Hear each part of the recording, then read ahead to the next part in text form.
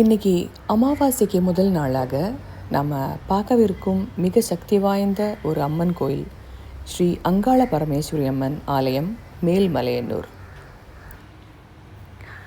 சுவாமியின் அங்கத்தில் நின்று உருவானவள் என்றும் அங்காளித்து வந்தவள் அப்படின்றால் மிக கோபம் கொண்டு உருவாகி வந்தவள் என்கிறதுனால அங்காளம்மன் என்ற பெயரும் அவள் சூடிக்கொள்கிறாள். உலகத்தையே சிருஷ்டி பண்ணுகிற கர்வம் ஒரு நாள் பிரம்மனுக்கு வர சிவபெருமான் ஒரு தலையை கிள்ளி எடுத்து விடுகிறார். அது அவர் கையில் ஒட்டி கொண்டது மட்டுமில்லாமல் பிரம்மஹத்தி தோஷமும் அவரை பிடித்துவிட்டது. மேல்மலையனூரில் அருள் பாலித்து அம்பிகை வீற்று வரும்போது தன் கணவனுடைய நிலைமை பார்த்து சகோதரன் நாராயணனிடம் முறையிட, அம்மா, நீ மயானத்தில் எழுந்தருளியிருக்கிற, நீ அந்த மயானத்தில் உன் கணவன் பிக்ஷை கேட்க வரும்போது அவருக்கு உணவு அளித்து அதில் ஒரு உருண்டை சோத்தை கீழே போட்டு அதை பிரம்ம கபாலம் பிடிக்க செய்யும். அப்போது சிவபெருமான் பிரம்ம கபாலத்திலிருந்து விடுபடலாம் என்று உபதேசிக்க சிவன் பிக்ஷை ஏந்தி வந்துவிட்டார். வழக்கமாக சிவன் பிக்ஷை ஏந்தி சாப்பிடுவது முழுசாக அந்த பிரம்ம கபாலமே சாப்பிட்டு விடும். அப்படி இருக்கும்போது மயானத்தில் வந்து சிவன் பிக்ஷை யாசிக்கும்போது அம்பாள் 2 கவளை சாதம் வழங்கினாள். 2 கவளம் சாதமும் பிரம்ம கபாலமே சாப்பிட்டு விட்டது. 3வது உருண்டை கவளம் சாதம் அவள் கையிலிருந்து நழுவ விட்டாள். 3வது கவளை சாதம் கீழே விழுந்ததும் அதை நோக்கி சென்ற பிரம்ம கபாலத்திலிருந்து சிவபெருமான் விடுபட்டு தப்பித்து சென்றார். இதை பார்த்த பிரம்ம கபாலம் எப்படியாவது சிவனை திருப்பியும் பிடித்து விட வேண்டும் என்று ஒரு பேய் உருவமாக ஆக்ரோஷமாக உருவம் எடுத்து சிவபெருமானை துரத்தி சென்றது. இதை பார்த்து அம்பாளுக்கு மிகமாக கோபம் வரவும் அவளும் ஒரு பேய் ரூபம் எடுத்து அந்த பிரம்ம கபாலத்தை பிடித்து தன் காலடியிலே போட்டு சிதைத்து நசுக்கிவிட்டாள். அவ்வளோ ஆக்ரோஷமான ஒரு உருவம் எடுத்ததுக்கப்புறம் அம்பாளின் கோபம் துளி கூட தணியவில்லை. அவள் மயானம் முழுதுமாக கோபமாக நடனமாட ஆரம்பித்து விட்டாள். இதை பார்த்து பயந்து போன சகோதரனான நாராயணனும் மற்ற தேவர்களும் சேர்ந்து அவளை திருத்தேரில் அமரவிட்டு தேவையான பூஜை புனஸ்காரம் எல்லாம் பண்ணி சாந்தமாக பண்ணவிட்டாள். அந்த கோபம் கொண்டு இருந்த இடத்துல ஒரு புற்று உருவாகவும் அந்த புற்று மண் இன்னமும் வளர்ந்து கொண்டே இருக்கிறது. ஒரு விதமான அதிசயம். அந்த புற்றிலிருந்து மண் எல்லா பக்தர்களுக்கும் வழங்குகிறார்கள்.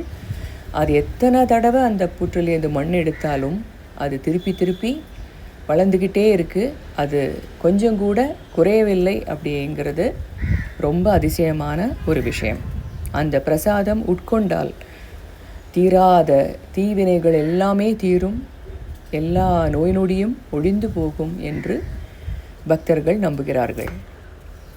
இன்றைக்கும் சிவராத்திரி அன்று அம்பாள் தலைவிரி கோலத்தில் மயான கொள்ளை நடைபெறும் இடத்தில் வந்து எப்படி வந்து சாப்பாடை இறைத்தாளோ அதே மாதிரி பக்தர்கள் ஏந்தி வரும் உணவுப் பொருட்கள் எல்லாமே இறைத்து, அந்த மயானம் பூராவும் இறைத்து அந்த சிவராத்திரி அன்று அம்பாளை வணங்குகிறார்கள். எல்லா விதமான தீய சக்தியில் இருந்தும் நம்மை காப்பாற்றுவது இந்த அம்பாளின் நோக்கம். பில்லி, சூன்யம், ஏவல், சத்ருதோஷம் முதலியவை எல்லாமே இந்த கோவில் போகும்போது வரைக்கும் நம்ம கூட இருக்கும் எல்லா எதிர்மறை எண்ணங்களும் எதிர்மறை சக்திகளும் இந்த கோவிலிலிருந்து திரும்பும்போது நம்ம கூட வருவதில்லை. எல்லாமே அம்பாள் நம்மிடமிருந்து அகற்றிவிட்டு தூய்மைப்படுத்தி அனுப்பி வைக்கிறாள்.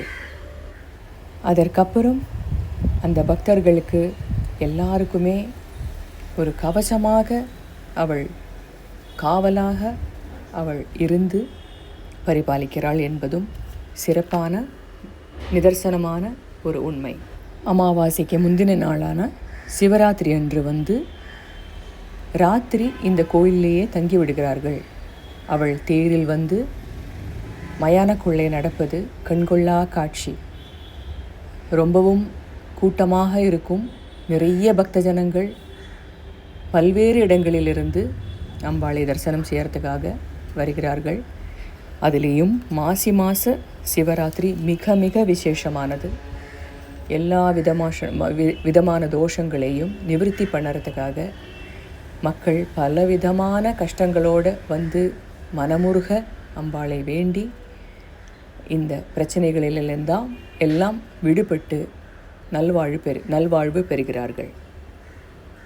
இந்த கோயிலின் முக்கியமான ஒரு அம்சம் என்னது என்று கேட்டால், சாபத்தை போக்கும் இடம். எந்த விதமான சாபமாக இருக்கட்டும், பிரம்மஹத்தி போன்ற கொடிய தோஷங்களை நிவர்த்தி செய்யும் இடம். அந்த புற்றுமண் பிரசாதமாக வழங்கப்படுகிறது. கோயிலில் செல்பவர்கள் அதை கேட்டு வாங்கவும்,